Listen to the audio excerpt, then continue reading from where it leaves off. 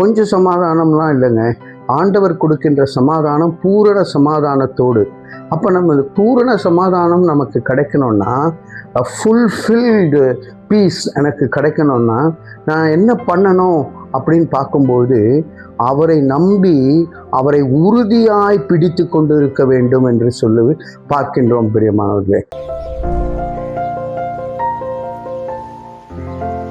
பிரியமானவர்களே, ஏசாயா 26வது அதிகாரம் 3வது வசனத்திலே, உம்மை உறுதியாய் பற்றி கொண்ட மனதுடையவன் உம்மையே நம்பியிருக்கிறபடியால் நீர் அவனை பூரண சமாதானத்துடன் காத்து கொள்வீர்.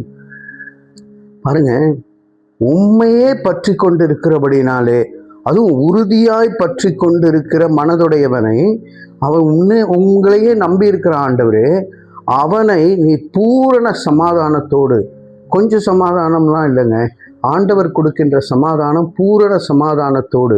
அப்போ நம்ம பூரண சமாதானம் நமக்கு கிடைக்கணும்னா, ஃபுல்ஃபில்டு பீஸ் எனக்கு கிடைக்கணும்னா நான் என்ன பண்ணணும் அப்படின்னு பார்க்கும்போது, அவரை நம்பி அவரை உறுதியாய் பிடித்து கொண்டு இருக்க வேண்டும் என்று சொல்லி பார்க்கின்றோம் பிரியமானவர்களே.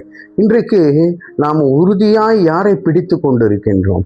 நமக்கு ரூத்தின் சரித்திரம் நன்றாக தெரியும். அந்த இடத்திலே பார்க்கும்பொழுது எல்லாவற்றையும் இழந்து விடுகிறார்கள்.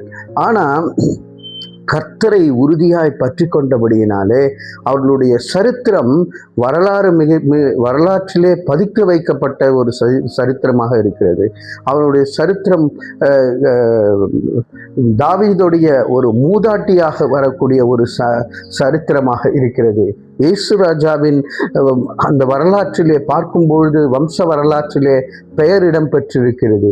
உறுதியாய் பற்றி கொண்டபடியினாலே பிரியமானவர்களே, அவரையே நம்பி இருக்கின்றபடியினாலே அந்த இடத்திலே அவருக்கு பூரண சமாதானம் கிடைக்கிறது. எதை இழந்தாலும் ஆண்டவரை இழக்காமல் இருக்க நாம் அழைக்கப்பட்டிருக்கின்றோம்.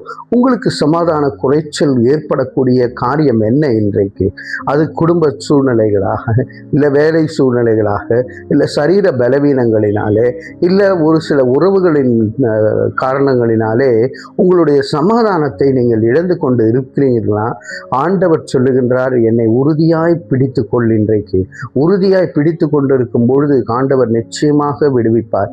பிரியமானவர்களே, காட் மார்னிங் வியூவர்ஸ்ல ஒருவர் நமக்கு சாட்சியாய் சொல்லி இருந்தார். அவர் ஊழியம் செய்து கொண்டிருக்கின்ற இடத்திலே நன்றாக ஊழியம் செய்தார். ஆனால் ஏதோ ஒரு குழப்பம் வந்து அவர் இழக்க நேரிட்டது. அவர் வேலைக்கு விட்டு போங்க, நீங்கள் பரவாயில்ல அப்படின்னு நெருக்கத்தை கொடுக்க ஆரம்பித்தார்கள். அவர் கதற ஆரம்பித்தார். ஆனால் அவர் உறுதியாய் கர்த்தரை பிடித்து கொண்டபடியினாலே இன்றைக்கு மகிழ்ச்சியோடு பூரண சமாதானத்தோடு ஊழியத்தை செய்து கொண்டிருக்கின்றார். பிரியமானவர்களே, இப்படிப்பட்ட ஒரு சூழ்நிலை உங்கள் வாழ்க்கையிலும் வறுமையானால் ஆண்டவரிடத்திலே சொல்லுவோம், நான் உம்மை உறுதியாய் பிடித்து கொண்டிருக்கின்றேன் ஆண்டவரே. என்னுடைய சூழ்நிலைகள் உமக்கு நன்றாக தெரியும் ஆண்டவரே.